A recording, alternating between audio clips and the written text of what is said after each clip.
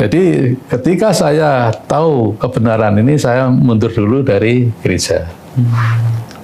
Kemudian tanya ke jemaat, dikasih tahu di belakangnya ada rumah kos. Ya, saya pindah ke kos di situ, di belakang rumahnya itu. Itu pun jemaat nggak tahu bahwa saya sebenarnya sudah semacam bahasa Jawanya itu ancang-ancang ya. Yeah. Persiapan untuk totalitas meninggalkan. Setelah di situ, karena saya nggak aktif di gereja, nah, ganti saya dikunjungi oleh jemaat. Biasa yang mengunjungi jemaat. Terbalik ya sekarang persoalan. Ya. Sekarang berbalik, jemaat mengunjungi saya, pendetanya nggak ke gereja. Jadi saya butuh 1 tahun untuk tidak ke gereja. Karena biasa hari Minggu kalau nggak ibadah, itu rasanya bersalah, mengkhianati Tuhan gitu.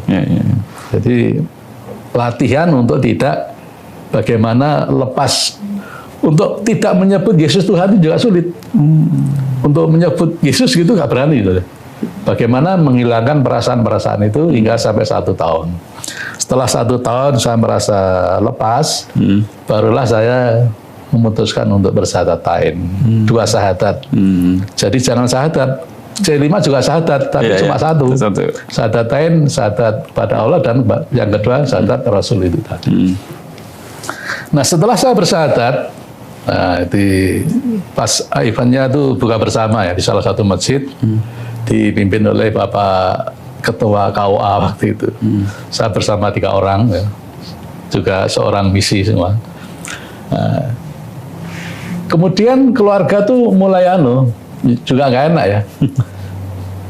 Sebagai seorang ayah yang tadinya jadi panutan diikuti, tahu-tahu keyakinannya berbeda.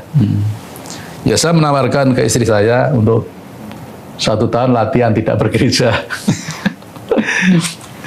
Akhirnya dituruti sama istri saya. Nah korbannya anak saya. Anak saya 2 masih ke gereja semua, diolok-olok sama temannya. Bapakmu murtad, bapakmu murtad. Dan jelaskan, murtad itu keluar dari kegelapan. Jadi itu agak supaya emosinya itu nggak meledak. Berarti gereja itu gelap dong.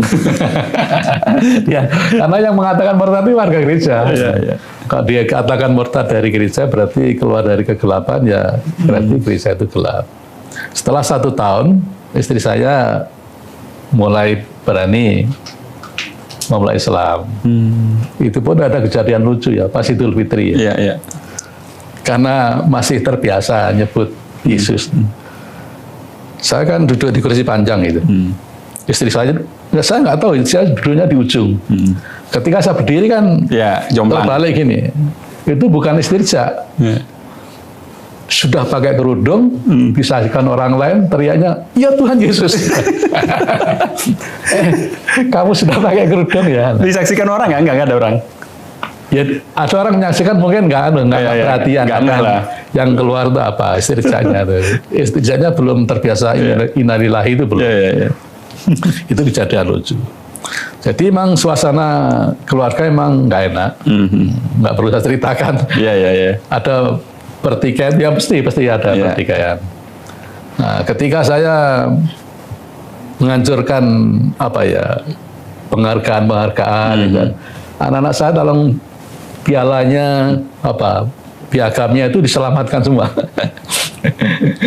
Karena tahu dokumen-dokumen saya sudah saya anjurin ngerti gitu. Saya dulu nggak saya anjurkan tak pakai bukti. Saya setelah terjun di dunia dakwah itu, kenapa dulu saya buang? Karena waktu itu belum ada ya flash disk itu belum ada waktu itu. Setelah itu anak saya mulai nggak nyaman lah di gereja, karena orang tuanya sudah keluar, tapi dua-duanya masih di gereja. Akhirnya saya suruh latihan anak yang pertama itu, latihan 1 tahun nggak gereja, ya diikuti. Maka setelah 1 tahun adaptasi, memang perasaan yang berat ketika meninggalkan gereja. Anak saya kemudian masuk Islam yang pertama itu. Yang lama itu adiknya, setelah 5 tahun. Kenapa 5 tahun? Untuk memutus mata rantai pertemanan. Itu putusnya ketika masuk perguruan tinggi.